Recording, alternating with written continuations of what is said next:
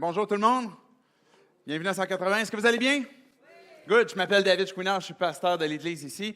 Je vous souhaite la bienvenue, particulièrement si vous êtes, c'est votre première fois. Dans les premières fois, vous avez été invités. Je veux vous souhaiter la bienvenue. Vous êtes des gens importants pour nous. On espère que vous allez être à votre aise, que vous aurez l'occasion d'écouter ce discours comme ça a été présenté tantôt, que je vais essayer de garder simple, actuel, pertinent pour nos vies aujourd'hui. Puis, comme vous avez vu à travers la vidéo, on est dans la série Mythbusters et puis on va poursuivre ce matin et avec un ajout quand même à notre programme qui est un baptême où on a quelques personnes qui sont planifiées pour se faire baptiser.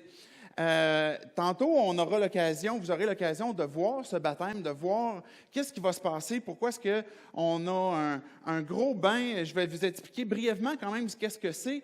Quand on baptise les gens, peut-être que vous avez été déjà familier avec une procédure où on baptise par aspersion, par exemple, des bébés. L'Église catholique va procéder à ce type de baptême en baptisant, par exemple, des enfants par aspersion. Ce qui est différent ici avec le baptistère, c'est qu'on va baptiser par immersion, parce qu'on croit que, à travers ce que la Bible nous dit, qu'elle nous communique de suivre justement les enseignements de Jésus, les enseignements de notre Sauveur. Et quand Jésus faisait baptiser, parce qu'il ne baptisait pas lui-même, mais ses disciples le baptisaient, mais c'était par immersion. En fait, le mot « baptiser », littéralement, si on traduit le mot « baptizo », qui est un mot grec, puis qu'on traduisait adéquatement, ça dirait littéralement « immerger ». Donc, quand on immerge une personne pour se faire baptiser, c'est qu'on est en train de l'identifier à la personne de Jésus. Pourquoi l'identifier à la personne de Jésus? C'est que Jésus nous a démontré à travers les évangiles qu'il est venu sur la terre pour mourir. Et son plan, le plan du Père en envoyant son Fils, le plan du Fils, c'est-à-dire Jésus, qui est venu sur la terre en mourant à la croix, c'était l'objectif de pouvoir justement venir prendre nos fautes, de venir prendre nos péchés, nos condamnations, et pour tous ceux qui vont placer leur foi en lui. Donc, quand je place ma foi en Jésus, puis je dis, OK, Jésus, je crois que tu es mort à la croix pour prendre ma condamnation, parce que les gens qui mouraient à la croix, c'est un jugement, c'est une condamnation.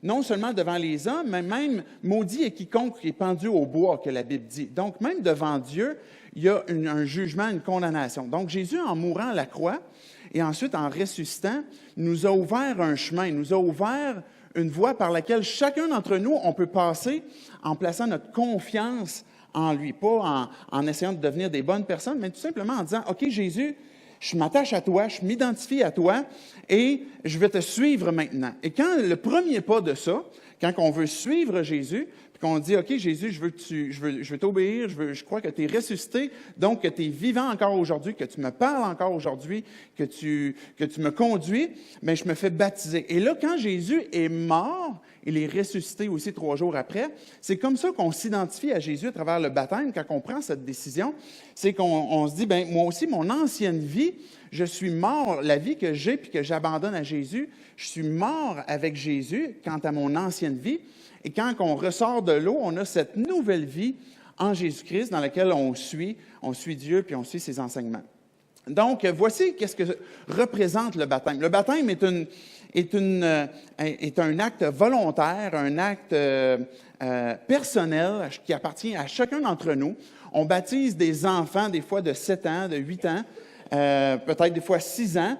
Mais ce qui est important, même quand on baptise des enfants de bas âge, c'est que la demande vienne d'eux, évidemment que leurs parents soient d'accord aussi, mais que la demande vienne d'eux. Donc, on baptise personne de force. C'est tout le temps des gens qui sont volontaires, qui ont fait une démarche personnelle. Et quand, par exemple, un enfant de 6 ans va demander à se faire baptiser, on va simplement poser la question, est-ce que tu crois que Jésus est mort pour tes péchés, puis que tu lui as donné ta vie? Et puis, sur cette base-là, bien, on va baptiser cet enfant-là. Comme une personne âgée qui pourrait avoir 98 ans, c'est la même démarche aussi. C'est toujours une démarche personnelle et personne n'est baptisé de force. Ce matin, je vais vous donner cette occasion-là, que si vous n'êtes pas baptisé, et que vous n'avez pas jamais fait cette décision-là de vous-même, peut-être vous dites, oui, moi j'ai été baptisé bébé, mais je veux quand même vous donner l'occasion ce matin d'être baptisé de par votre propre choix. Et sur une base que vous avez placé votre foi en Dieu, en Jésus-Christ, et que si vous voulez vous faire baptiser, vous aurez l'opportunité ce matin de vous faire baptiser. Je vais vous donner plus de détails tantôt, comment ça va fonctionner, mais si vous prenez ce choix-là ce matin, on a tout prévu pour que vous puissiez vous faire baptiser et retourner chez vous sans être tout mouillé. On aura du stock pour vous passer ça. Je vais vous donner quelques détails tantôt, mais je voulais simplement vous le dire pour que vous puissiez savoir que, en fait, le baptême est un appel que Jésus fait aux hommes avec un grand H, à l'humanité. C'est-à-dire que chacun d'entre nous, d'une façon personnelle, on est interpellé à dire, est-ce que je veux suivre Jésus ou non? Et si je veux suivre Jésus, bien Jésus nous dit, fais-toi baptiser, identifie-toi à moi. Pas besoin d'attendre de faire des cours, de faire un témoignage, de faire toutes sortes de trucs. C'est de dire, OK, je me fais baptiser ce matin, puis voici ce que je vais faire. C'est pas que c'est mal non plus de donner un témoignage. Si vous avez déjà assisté à des églises, qu'un témoignage est demandé. Donc, voici l'explication de ce que c'est le baptême. Brièvement aussi, si vous n'êtes pas familier avec notre Église, on est l'Église urbaine 180. On croit que l'Église c'est des gens. On croit que l'Église, selon la Bible, n'est pas un bâtiment. Donc, l'Église, elle est partout, autant que des gens qui ont placé leur foi en Dieu sont présents. Donc, l'Église peut se faire, par exemple, un mercredi soir, un dimanche matin, et on est rassemblés en Église.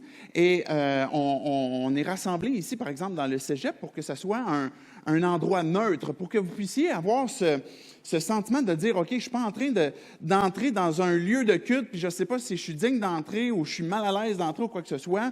On est dans le cégep ici, l'Église, qui sont des gens, on se rassemble ici et on accueille chaque personne, peu importe l'arrière-plan, de venir s'asseoir puis de tout simplement écouter c'est qui Jésus, c'est qu'est-ce qu'il y a pour nos vies et c'est lui qu'on veut présenter. Donc, on est l'Église urbaine 180 et notre message est basé sur la Bible, le message des évangiles, le message de Jésus, qui est un message qui n'est pas compliqué, qui est un message qui a besoin d'être démystifié parce que souvent, on est pris avec un jargon religieux, avec un arrière-plan religieux, on ne comprend plus rien puis on a l'impression qu'on a toutes sortes de protocoles à suivre, mais le message de Jésus est simple et accessible. Et c'est sur ça qu'on veut vivre finalement en tant qu'Église aussi, puis qu'on veut être une Église qui est authentique. Fait que ça veut dire que je peux avoir placé ma foi en Dieu, mais je peux vivre encore des difficultés. Et je ne vais pas chercher à les cacher pour bien paraître dans l'Église, parce qu'on croit que l'Église n'est pas un musée. L'Église, ce n'est pas un musée de croyants qui sont tous beaux et qu'on va exposer et dire hey, « Regardez comment est-ce que les autres, des beaux et des bons croyants. » L'Église, c'est l'habitation de Dieu en esprit. Et l'habitation de Dieu en esprit vient dans nos vies, dans nos cœurs, pour nous transformer d'étape en étape, de pas en pas. Et ça se peut que j'aie des difficultés, ça se peut que j'aie des tentations, ça se peut que je tombe encore. Mais Dieu, quand j'ai placé ma foi en lui, est venu vivre en moi et nous accompagne chacun d'entre nous à avancer. Voici le message qu'on croit que la Bible dit et qu'en Église aussi, excusez, ça c'est de ma faute, que l'Église, on veut calquer notre message.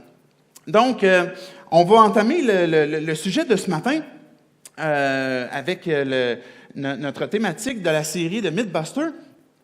Je trouvais vraiment opportun, je trouvais vraiment particulier un article qui est sorti hier. Et puis, le mythe que je vais aborder ce matin n'était pas... n'a pas été choisi après que j'aie lu cet article-là, parce qu'en fait, il est sorti hier, mais peut-être que vous l'avez vu, il circule un petit peu sur Facebook, dans le Journal de Québec, qui a été écrit par Joseph Facal. Peut-être qu'on peut mettre tout de suite déjà sa citation.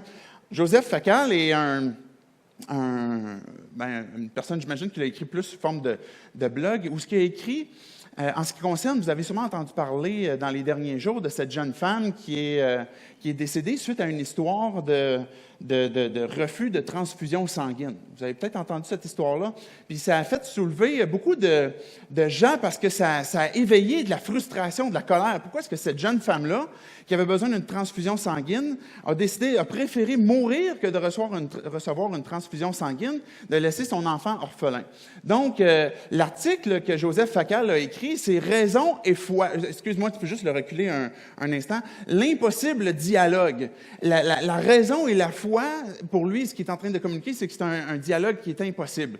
Et ça a été écrit hier. Donc, on peut aller avec quelques bribes de citations que j'ai apportées qui vont introduire finalement notre sujet de ce matin et qui parlent d'éléments religieux. Je vous place en contexte justement que je fasse la citation. Il est en train de parler qu'on a reçu un arrière-plan, puis un arrière-plan religieux, un arrière-plan chrétien, et puis beaucoup de cet arrière-plan-là nous est laissé par Thomas d'Aquin. Et là, il va dire, c'est saint Thomas d'Aquin qui donna l'étincelle originelle du souci de cohérence qui semble animer la nature, du pari de Blaise Pascal, des guérisons inexpliquées, etc.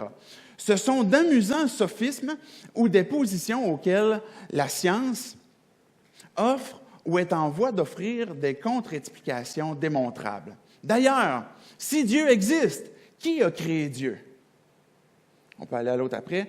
Mais j'en suis venu à la conclusion que leur foi vient combler un vide, une angoisse, une crainte quelconque. Je constate à regret que la science et la raison n'en viendront pas à bout. Je trouve intéressant ce que Joseph Facal est en train d'écrire, qui est en train de dire finalement, la raison et la foi n'ont rien à voir ensemble. Quand on lit ça, si on est croyant, ça peut être un peu frustrant. Parce que là, on entend parler, par exemple, un homme qui dit « OK, là, c'est quoi le problème des croyants? » Là, on dirait qu'ils ne sont pas capables de raisonner, ils ont fait un suicide intellectuel, ils ont décidé de ne plus réfléchir. Et puis, la raison et la foi, on dirait que ça ne fonctionne plus. Là, on a reçu un arrière-plan, par exemple, de Blaise Pascal, de Thomas d'Aquin. On a décidé de suivre ça. Et puis, on dirait que finalement, quand moi, je suis venu à la conclusion, je résume ce qu'il dit, bien que des gens qui sont en difficulté ont tout simplement choisi la religion pour que ce soit une béquille, des gens qui sont en difficulté. Et là, il va poser la question, mais même quand on se pose la question, c'est qui a créé Dieu? Quand on lit cet article-là, comme je disais, on pourrait peut-être avoir de la frustration si on est croyant. Quand j'ai lu son article, c'est pas ce qui m'est resté. C'est pas de la frustration. Jusqu'à un certain point, je pouvais même comprendre qu'est-ce qu'il disait ou le pourquoi ce qu'il disait.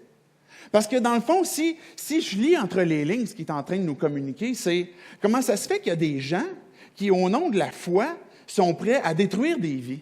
Sont prêts, parce que là, dans son article, il va citer, par exemple, des gens dans l'islam qui vont se faire sauter ou toutes sortes de trucs, ou d'une personne qui va se laisser mourir. Et ce qu'il est en train de communiquer avec beaucoup d'émotion, c'est un peu un désarroi, c'est un peu une incompréhension de comment ça se fait qu'il y a des gens qui ont la foi, qui ne raisonnent pas intelligemment. Et puis, c'est avec tristesse qu'on a constaté le choix de cette femme-là, qui est témoin de Jéhovah, qui, dans leurs convictions, ne peuvent pas recevoir de transfusion sanguine, et que je dénonce aujourd'hui. C'est-à-dire que je crois personnellement que si on ne reçoit pas, au sens même spirituel, cette transfusion sanguine que Jésus nous a même démontré qu'on a besoin de lui pour être sauvé, on ne peut pas être sauvé. Donc, même ce choix d'un point de vue infirmier ou un point de vue médical, bien, je dénonce ce choix-là que de s'être laissé mourir sur cette base-là. Mais ce qu'il dénonce, c'est justement cette tristesse de comment est-ce qu'on peut en venir à cette position. Maintenant, la question que lui va poser, c'est « Mais qui a créé Dieu? » C'est qui a créé Dieu? Et le mythe qu'on aborde ce matin, c'est justement le mythe de « L'homme a créé Dieu ». Souvent, si vous êtes croyant, vous allez dire, et Dieu créa l'homme. On va croire que Dieu a créé l'humanité, et puis vous avez cette position-là. Mais en même temps, on vit dans une société, puis vous êtes peut-être partie de ceux-là, que plusieurs d'entre nous, on va croire que non, c'est l'homme qui a créé Dieu, pour diverses raisons. Parce que, par exemple, il a besoin d'une béquille, parce qu'il a besoin de soutien moral, ou il a besoin de toutes sortes de choses pour le soutenir. Je vais commencer avec un premier verset biblique, simplement pour introduire nos pensées, qui est Pierre. Pierre lui-même, qui a marché avec Jésus, qui a vu Jésus, qui a connu Jésus, va dire dans son épître qui est écrit dans 1 Pierre 1, les versets 8 et 9, On peut mettre la slide si on l'a. On ne l'a pas. Je continue. Donc, simplement écoutez-la. Vous l'aimez sans l'avoir vu, vous croyez en lui sans le voir encore, et vous vous réjouissez d'une joie indescriptible et glorieuse parce que vous obtenez le salut de votre âme pour prix de votre foi. Si vous êtes croyant ce matin, même Pierre, qui lui a vu Jésus puis qui a marché avec Jésus, il est en train de nous dire à nous ce matin, puis à ceux qui écrivaient à ce moment-là, vous l'aimez sans l'avoir vu. La réalité, c'est qu'on ne l'a pas vu, Jésus. Vous croyez en lui sans le voir encore, mais vous vous réjouissez d'une joie indescriptible parce que vous obtenez le salut de vos âmes. Donc, on croit qu'il y a quelque chose de plus que physique, c'est-à-dire notre âme, qui a besoin d'être guérie, qui a besoin d'être sauvée. Mais Jésus, en fait, on ne l'a pas vu, on ne l'a pas touché, on n'a pas pu faire comme Thomas puis placer les doigts dans ses mains ou ce qui s'est fait clouer les mains. On n'a pas pu faire ça. Mais on a besoin, justement, d'aborder ce mythe-là pour voir que peut-être que tu es ici ce matin et tu es croyant. Et des fois, tu te poses la question, est-ce que Dieu existe? Ou peut-être que tu ne vas pas être aussi loin dans ta question, mais tu vas te poser la question en disant, mais là, je suis en train de vivre des circonstances difficiles. Est-ce que Dieu est là? Est-ce que Dieu s'en soucie? Est-ce que Dieu est présent? Est-ce que Dieu m'entend? Est-ce que Dieu est intéressé? Peut-être que tu es ici ou tu écoutes ça ce matin en direct ou en rediffusion et puis que tu te dis, ben moi, en fait, justement, je me pose la question, là. C'est qui a créé Dieu? Est-ce que c'est Dieu qui a créé l'homme ou c'est l'homme qui a créé Dieu? Et d'aborder ce mythe-là ce matin va peut-être te permettre de pouvoir, si tu t'es jamais posé la question, ben par exemple, est-ce que Dieu existe? Mais peut-être entamer la démarche de réflexion. Peut-être que si tu as déjà ouvert la question, puis tu es déjà en processus de réflexion sur la question, bien, le fait d'aborder ce mythe-là va peut-être te permettre aussi de pouvoir aller un peu plus loin dans la compréhension de qui est Dieu. Je vais commencer avec, tout simplement, en expliquant des différentes critiques à l'existence de Dieu. Par exemple, un homme très connu, par exemple, par le milieu athée, qui est Richard Dawkins, a écrit un livre qui s'appelle God Delusion, c'est-à-dire pour en finir avec Dieu. Et dans son livre, donne-moi juste un petit instant. Dans son livre, dans le fond, ce qu'il va dire, c'est que il est impossible, il va soutenir qu'un créateur, par exemple surnaturel, n'existe probablement pas et qualifie cette croyance en un Dieu personnifié de délire qui est défini comme une croyance fausse et persistante, se maintenant face à un Dieu, se maintenant face aux preuves qui la contredisent. Donc, dans son livre, ce qu'il va décrire, on ne lira pas tout de suite c'est les citations qu'il est données sur Richard Dawkins, mais vous pouvez voir qui il est. Dans le fond, son livre, ce qu'il va dire, c'est il va démontrer par un raisonnement que un Dieu créateur n'existe pas. Et voici les critiques qui existent à l'égard, par exemple, de la position athée, c'est qu'ils vont décrire que Dieu n'existe pas. Et puis, en fait, Richard Dawkins, il va même jusqu'à dire que quand on a une personne qui souffre de délire, on appelle ça de la folie. Et quand que plusieurs personnes souffrent de délire, on appelle ça la religion. Alors, c'est comme ça qu'il va le formuler. J'ai apporté une statistique quand même pour voir qu'est-ce qu'il pourrait dire sur la question. Mais en fait, il y a Gallup International. On peut mettre le sondage comme tel. Gallup International dit, dans un sondage qu'ils ont fait en 2015 auprès de 65 pays, que 11% dans la population mondiale, excusez, on n'a pas la slide maintenant, mais que 11% de la population mondiale, sur 65 pays qui ont été sondés, se disent athées convaincus. C'est quand même une proportion, si on pense à l'inverse, c'est-à-dire 89% de la population mondiale qui souffre quand même de délire, et c'est particulier. Peut-être qu'on ne devrait pas dire 89%, parce qu'on devrait ajouter peut-être un autre pourcentage qui se considère comme agnostique, mais le livre de Richard Dawkins va chercher à démontrer comme quoi que Dieu n'existe pas, et que c'est impossible qu'un Dieu existe, et qu'en fait, c'est un délire. Maintenant, je crois que c'est ce qui est important d'aborder pour expliquer la question, est-ce que Dieu existe? Il existe des positions, que j'ai parlé d'athée, il y a des positions de théisme et une position aussi de l'agnosticisme. Qu'est-ce que ça veut dire tous ces mots? Athée veut littéralement dire sans Dieu. Il n'y a pas de Dieu. A dans le sens privatif qui va enlever, c'est-à-dire qu'il n'y a pas, puis théos, donc il n'y a pas de Dieu. On croit qu'il n'y en a pas de Dieu. L'agnostique, lui, ce qu'il va dire, ça vient du mot grec aussi, d'un mot grec qui est ginosko, qui est la connaissance. Donc, aginosko, c'est-à-dire qu'on ne peut pas connaître, on ne peut pas savoir. Voici deux positions qui existent, puis la position agnostique est moins connue, moins répandue, mais c'est la position de gens qui pourraient dire, ben, en fait, moi, je ne sais pas si Dieu existe, je ne sais pas s'il n'existe pas, mais je préfère rester sur la position indécise, et ça, on va appeler ça la position agnostique. Maintenant, la position athée, qui reflète la majorité des gens qui ne sont pas théistes, vont justement croire que Dieu n'existe pas. Je vous ai apporté deux petites vidéos.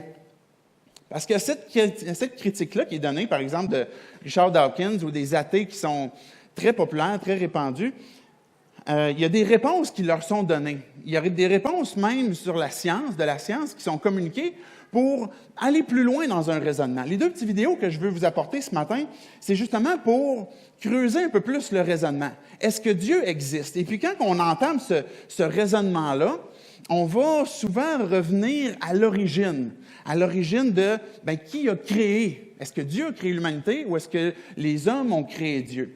Et les scientifiques, ce qu'ils font, c'est qu'ils recherchent toujours à remonter le plus loin possible dans l'origine pour voir qu'est-ce qui en découle maintenant. Donc, je vous ai apporté entre autres, deux astrophysiciens de renommée mondiale, mais un particulièrement de renommée mondiale, puis un autre qu'on connaît bien au Québec.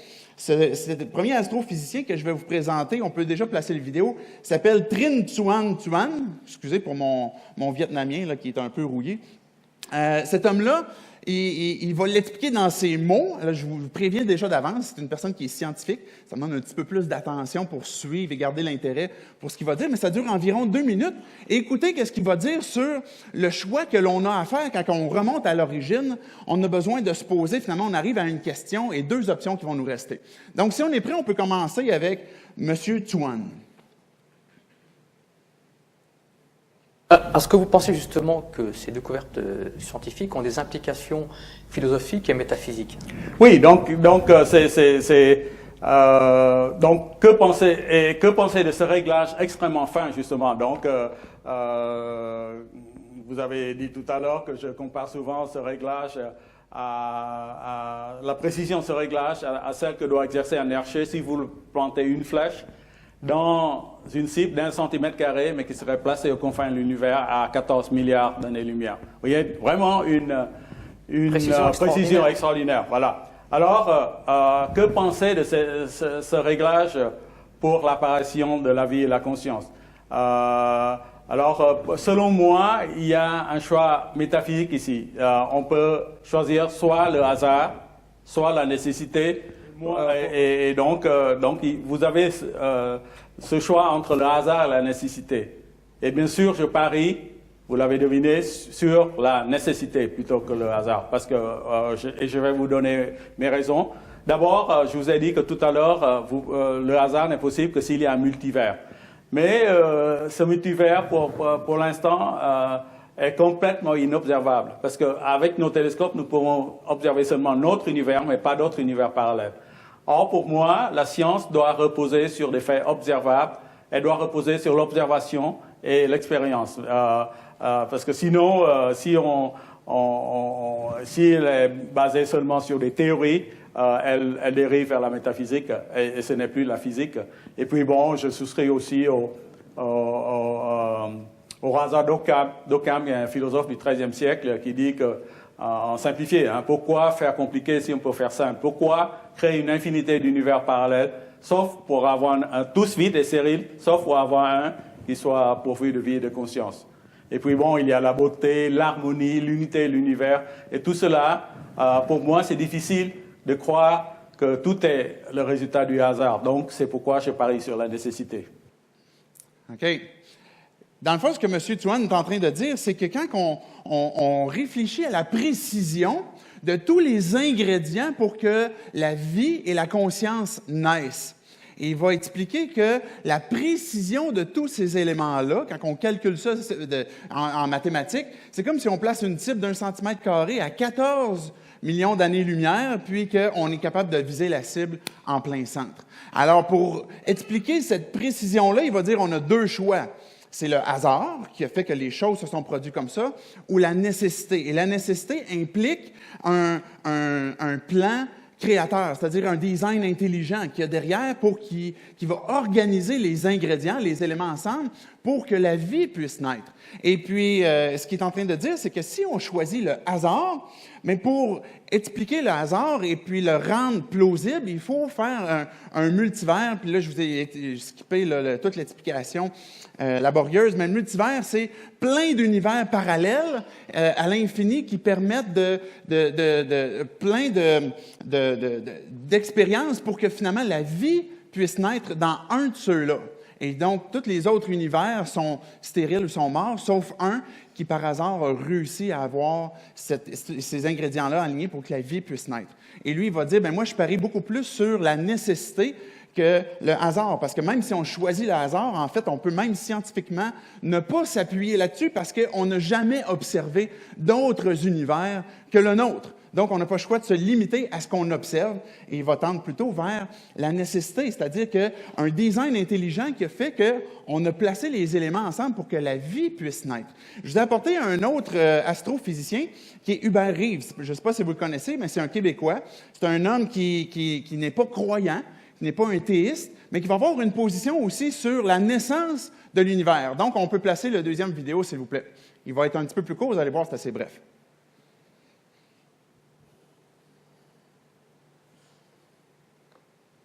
Tu dis très souvent dans tes livres, dans tes conférences, que la science n'a pas vocation à répondre aux questions fondamentales. Dieu existe-t-il ou pas? Y a-t-il un sens de la vie et de la mort? Ça me paraît très juste. Et je trouve que c'est très bien à la fois qu'en tant que scientifique, tu te positionnes sur les limites de la science. Or qu'il y a d'autres scientifiques qui vont vous dire Dieu n'existe pas parce que je ne l'ai pas vu au bout de mon télescope. Bon. Moi, personnellement, mais je ne crois pas, mais c'est une croyance. Je ne peux pas donner de preuves.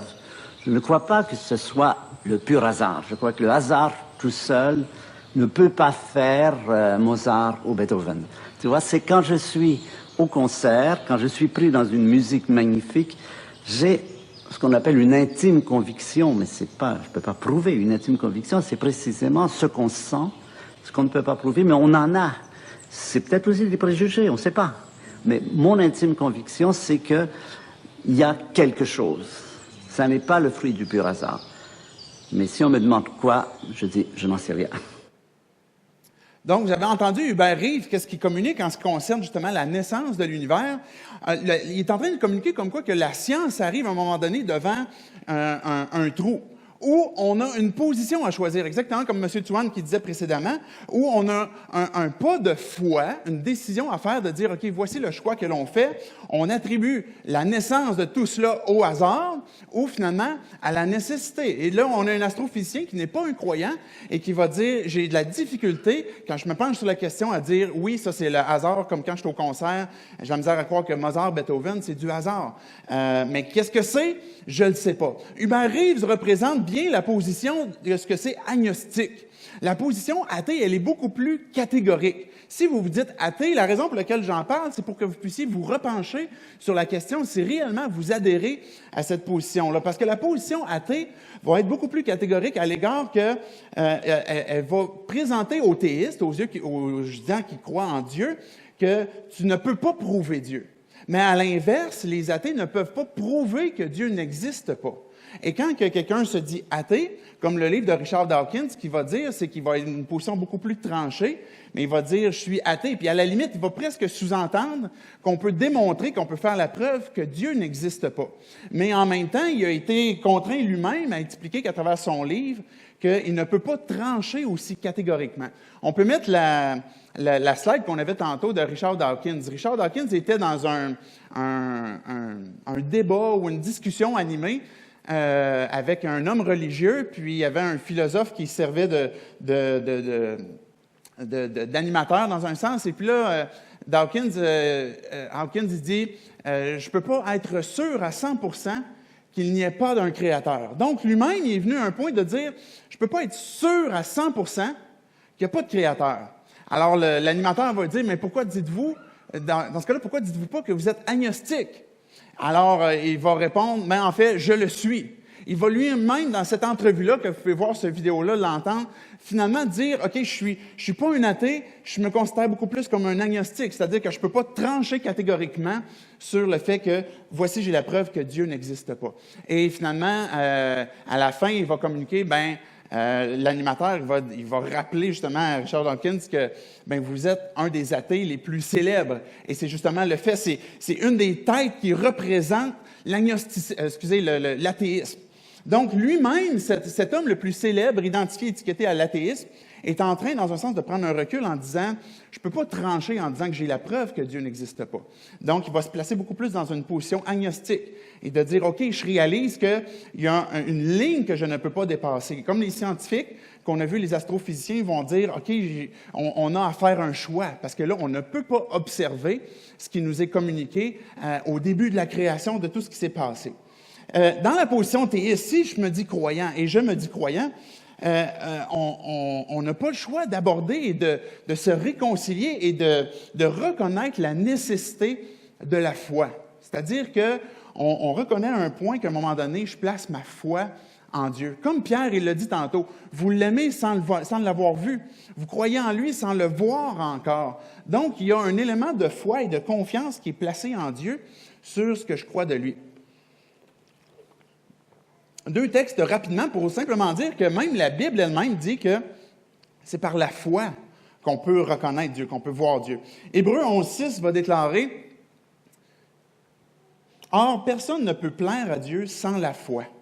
En effet, celui qui s'approche de Dieu doit croire que Dieu existe et qu'il récompense ceux qui le cherchent. » Ce que Dieu est en train de nous dire, c'est que pour lui plaire, pour entrer en relation avec lui, il faut croire en lui. Il faut croire qu'il existe et croire que c'est lui qui est le rémunérateur de toutes choses. Je crois personnellement que Dieu, qui a créé la science, ça sera justement un des mythes qu'on va aborder plus tard au mois de novembre. Est-ce que la foi et la science sont contradictoires? Mais Dieu qui a créé la science, je crois personnellement qu'il a amené la science quand même à un point qu'elle ne peut pas répondre à tout pour qu'on soit à une position où il faut faire confiance, il faut faire un pas de foi. Jésus disait lui-même dans Jean 4, 24, « Dieu est esprit, et il faut que ceux qui l'adorent en esprit et en vérité. » Donc Dieu, dans sa nature, il est esprit. Bien que Jésus s'est incarné, Jésus étant Dieu, s'est incarné, est venu sur la terre, Dieu est esprit. On peut croire selon ce que Jésus nous a dit, c'est que Dieu est présent avec nous. Dieu est présent même en nous quand on place notre foi en lui. Et il va dire, ceux qui l'adorent doivent l'adorer en esprit et en vérité. Donc, la Bible elle-même dit que non, on ne voit pas Dieu. On pourrait avoir, évidemment, un jour on va le voir, un jour on pourra le toucher, un jour, mais présentement, on place notre foi en Dieu sans qu'on l'ait touché, sans qu'on l'ait vu. Je crois que pour chacun d'entre nous, Dieu a placé quelque chose au fond de nos cœurs qui est une pensée, une réflexion, une pensée de « ça se peut-tu qu'il y ait quelque chose de plus grand que moi? Est-ce que ça se peut qu'il y ait quelque chose qui me dépasse, quelque chose que je ne contrôle pas? » Ça s'appelle la pensée de l'éternité. Ecclésiaste 3.11 dit que Dieu a fait toutes choses belles au moment voulu. Il a même mis dans le cœur la pensée de l'éternité. Même si l'homme ne peut pas comprendre l'œuvre que Dieu accomplit du début à la fin. On ne peut pas comprendre tout ce que Dieu a fait du début à la fin. Mais pour chacun d'entre nous, Dieu est venu placer cette pensée, ce point d'interrogation qui est continuellement là et qui nous emmène à nous poser la question, est-ce que Dieu existe? Est-ce que Dieu est présent? Et que quand on vit des circonstances qui peuvent être difficiles, quand on vit des réussites, puis qu'on réalise que le plaisir de ces réussites-là sont éphémères, puis qu'on en vient à un point de « est-ce que quelque chose peut m'apporter une satisfaction plus grande que ce que je vis présentement sur Terre? » Ça s'appelle la pensée de l'éternité. Je reviens à ma question du début, et je vais conclure bientôt pour qu'on puisse aller avec le baptême. Est-ce que l'homme a créé Dieu? Pour être honnête avec vous, je pense qu'il faudrait qu'on puisse dire qu'en certaines occasions, oui, il y a des hommes qui ont créé des dieux. Il y a des hommes qui se sont créés un Dieu. Il y a des hommes, avec un grand H, parce que ça inclut les femmes aussi, là, si vous pensez vous en dissocier, mais il y a des hommes qui ont cherché à se créer un Dieu qui, à quelque part, va être à leur service. On est comme ça. Humainement, et on s'inclut tous là-dedans, on souhaiterait avoir un génie de la lampe. Un Dieu qui, à quelque part, va pouvoir apparaître puis pouvoir répondre à nos souhaits. Est-ce qu'il y en a qui se sont créés des dieux qui servaient de béquilles? La réponse est oui. Est-ce qu'il y a des gens sur la terre qui se sont créés des idoles? La réponse c'est oui. On est capable puis on est bon pour faire ça. Puis même la Bible le dit. On se crée des dieux qui nous ressemblent, des dieux qui vont nous servir, des dieux qui on va pouvoir glorifier. Et puis, qu'à quelque part, ça va être nous qui va être glorifiés à travers ça. Et on peut se faire des idoles, que ça soit aussi simple que, sans dire que c'est des statues dans nos maisons, mais notre travail peut devenir une idole. Notre famille, nos relations, notre orgueil, le regard des gens sur nous, notre performance au travail, notre performance dans le sport, ça peut devenir toutes sortes d'idoles qu'on veut chérir et qu'on aime, qu'ils soient à notre service. Est-ce que l'homme a créé Dieu dans son sens absolu? Je réponds non. Est-ce que l'homme a tendance à se créer des dieux? La réponse est oui. Et même si vous avez été familier des fois avec certains milieux d'église qui vous promettent toutes sortes de choses, venez à Jésus, il va vous donner la paix, vous allez devenir riche, vous allez avoir une grosse voiture, vous allez régner. Il y a des choses qui sont vraies là-dedans, mais il y a des choses qui sont à démystifier aussi.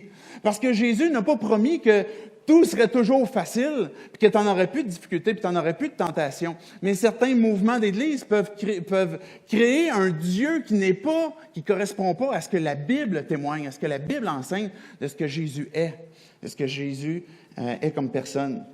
Et des fois, c'est dur d'accepter la notion d'un être créateur. Si des fois, j'ai peut-être abordé ou adhéré à la position athée, peut-être je devrais me poser la question « Pourquoi ?» Je te lance ce défi ce matin à te poser la question « Pourquoi ?» Est-ce que tu as adhéré à ça parce que tout le monde adhère à ça? Parce que tes parents ont adhéré à ça? Réellement parce que tu t'es posé les questions puis tu les as creusées? Est-ce que ça se peut qu'on ait le refus de croire à un Dieu créateur? Et comme Richard Dawkins, ce qui est un de ses arguments, c'est est-ce qu'on veut avoir à rendre compte à un Dieu qui peut être austère, qui peut être dur, qui peut nous juger? Bien, humainement, on n'a pas envie de ça. Si on se crée un Dieu, on va avoir envie d'un Dieu qui va nous servir. Mais s'il y a un Dieu créateur, est-ce que ça se peut qu'à quelque part, je refuse de croire à ça parce que je ne veux pas avoir à lui rendre compte? Est-ce que ça se peut que dans le fond de ma pensée, c'est ça qui règne?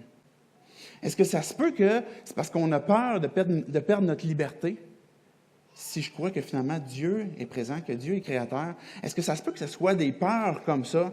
La peur d'être jugé, d'être châtié pour l'enfer éternel. Hey, moi, je vais être jugé pour l'enfer éternel. J'ai tellement fait de niaiseries dans ma vie, je suis aussi bien pour croire qu'il existe.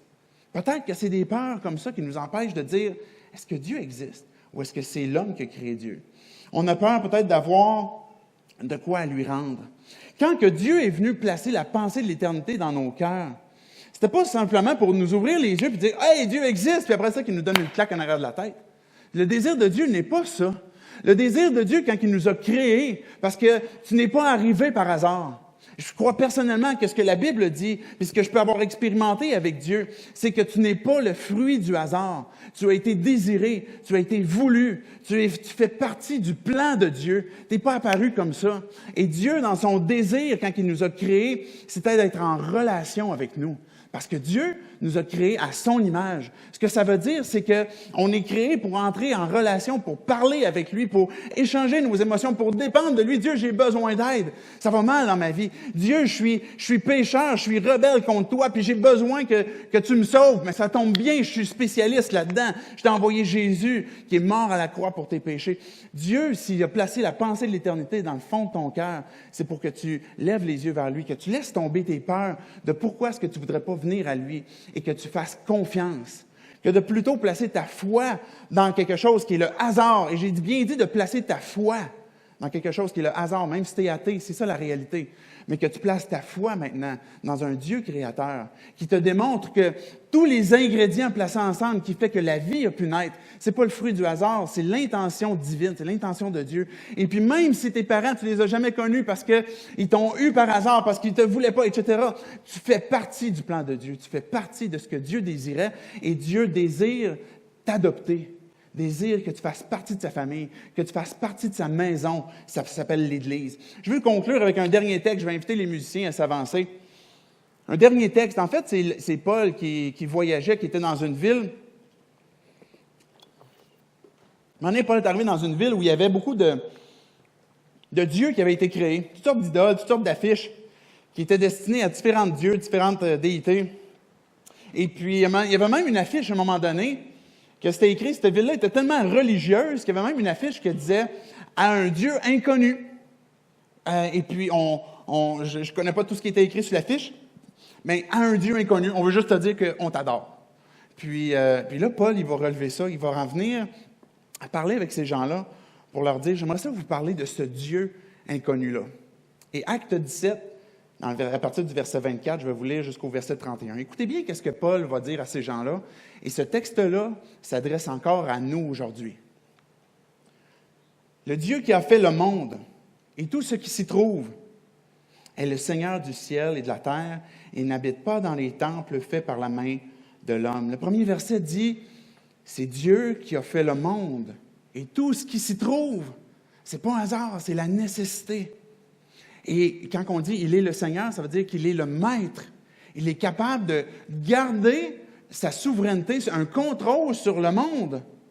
Et puis, il n'habite pas dans des temples faits par la main de l'homme. Il n'habite pas dans des églises. Il est présent. Verset 25, « Il n'est pas servi par des mains humaines comme s'il avait besoin de quoi que ce soit. » Dieu, ce n'est pas une religion. C'est pas des œuvres de toutes sortes de choses qu'on va faire pour « je vais te servir Dieu » comme s'il avait besoin de quelque chose, comme une idole. Mais c'est lui qui donne à tous la vie, le souffle et toutes choses. Il a fait en sorte que tous les peuples, issus d'un seul homme, habitent sur toute la surface de la terre. Il a déterminé la durée des temps et les limites de leur lieu d'habitation. Dieu a donné la vie, le mouvement, l'être à chacun d'entre nous. Verset 27, regardez bien ce qu'il dit. Il a voulu qu'il cherche, et il parle de nous. Il a voulu qu'on cherche le Seigneur et qu'il s'efforce de le trouver en tâtonnant, bien qu'il ne soit pas loin de chacun de nous. C'était ce que je disais tantôt, de se poser des questions. Quand on commence à se poser les questions, on est en train d'avoir une démarche honnête. De dire, j'ai pas fait la preuve que Dieu n'existe pas. Pourquoi j'ai cette position-là? Dieu, est-ce que tu existes? S'il y a un bon Dieu dans le monde, est-ce que tu es présent quand je vis ces circonstances-là? Posez-lui la question. Tâtonnez, cherchez-le. Et le verset, il dit, bien qu'il ne soit pas loin de chacun de nous, bien que Dieu a créé l'univers, il n'est pas au fin fond de l'univers, il est prêt, il veut se faire découvrir. Et verset 28, il dit, en effet, c'est lui que nous avons, c'est en lui que nous avons la vie, le mouvement et l'être. Comme l'ont dit aussi quelques-uns de vos poètes, nous sommes aussi de sa race. Ainsi donc, puisque nous sommes de la race de Dieu, je vous ai dit tantôt qu'on est fait à l'image de Dieu. On est fait pour entrer en relation avec notre Créateur. Nous sommes la race de Dieu, nous ne devons pas croire que la divinité ressemble à de l'or, de l'argent, de la pierre sculptée par l'art et l'imagination de l'être humain. Dieu, ce n'est pas une statue. Dieu, c'est pas de l'art, c'est pas de l'argent, c'est pas quelque chose que quelqu'un a créé quelque part par un artiste. Mais verset 29, il va dire, « Ainsi donc, puisque nous sommes de sa race, nous ne devons pas croire que la divinité ressemble à ça. » Verset 30, « Sans tenir compte des temps d'ignorance, Dieu annonce maintenant, et ça c'est maintenant, à tous les êtres humains, partout où ils se trouvent, qu'ils doivent changer d'attitude. » Changer leurs pensées, faire un 180. Et verset 31, parce qu'il a fixé un jour où il jugera le monde avec justice par l'homme qu'il a désigné. Il en a donné une preuve certaine en le ressuscitant des morts. Jésus qui nous a été donné. Oui, on aura à rendre compte à Jésus, mais ce que la Bible dit, c'est que quand je place ma foi en Dieu, il n'y a aucune condamnation pour ceux qui sont en Jésus-Christ. Ce matin, c'est l'appel que je te fais. C'est l'opportunité que je te donne De dire, aujourd'hui, Dieu, là, je place ma foi en toi. Jésus, c'est toi que je veux suivre. C'est toi que je veux obéir. Parce que tu m'appelles aujourd'hui, en tout lieu, pour nous qui entendons ce message aujourd'hui. Dieu nous interpelle à « Fais-toi baptiser. Change d'attitude. Prends une décision de dire « Je veux te suivre, Jésus. » Pas parce que les autres l'ont fait, pas parce que mes parents ont décidé ça à un moment donné. Parce que Dieu, j'ai décidé de placer ma foi en toi. Puis c'est pas parce que je veux te servir comme une idole, puis c'est pas parce que je veux que tu deviennes mon génie de la lampe. C'est parce que c'est toi qui m'as créé. Parce que tu es entré en relation avec moi. Et quand tu es prêt à faire cette démarche-là, tu peux tout simplement dire à Dieu, « Prends ma vie. Donne-moi ton pardon pour le mal que j'ai fait contre toi, pour mes péchés. Donne-moi la vie que ton Fils veut me donner. Fais-moi devenir ton enfant. Et prends l'engagement de suivre Jésus, de lui obéir, en commençant par le baptême. » Si tu écoutes ce message-là ce matin,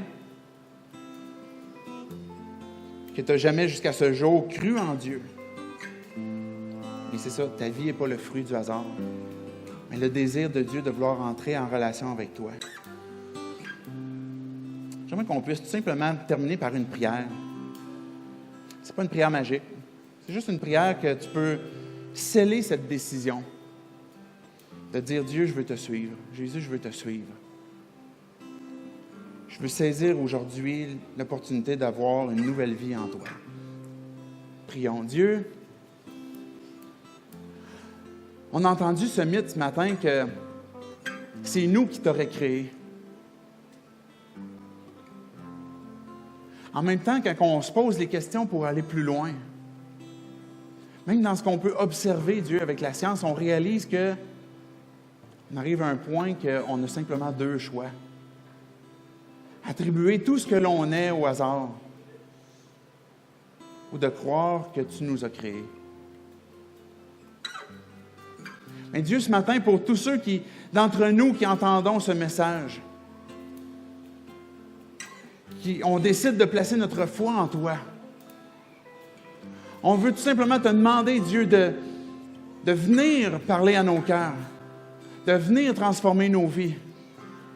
Dieu, je te demande pardon pour mes péchés, pardon pour le fait que je suis rebelle à toi. Tu m'appelles à changer d'attitude, à changer mes pensées. Et Dieu, je veux tout simplement reconnaître que j'ai besoin de toi. Viens me sauver. Viens faire de moi ton enfant et transformer ma vie. Viens me montrer à chaque jour comment profiter de cette vie que tu as créée. Comment découvrir la vie en toi, Seigneur Jésus. Pour nous, Dieu, qui avons déjà placé notre foi en toi, Dieu, on veut renouveler notre foi, on veut renouveler notre confiance. Des fois, Dieu, on perd le focus. Et on veut tout simplement fermer les yeux pour retrouver la vue. Parce qu'on veut marcher par la foi, par notre confiance en toi. Dieu, on t'aime même si on ne t'a pas vu. On croit en toi même si on ne t'a pas vu. Mais Dieu, on peut dire qu'on t'a goûté, qu'on a expérimenté cette transformation dans nos vies. Cette grâce, cette bonté, ce pardon, ce règne que tu exerces sur notre monde, sur nos vies. Et merci Dieu d'être ce Dieu qui nous tend la main à chaque instant, qui nous transforme par son esprit. C'est dans le nom de Jésus-Christ qu'on prie ces choses. Amen.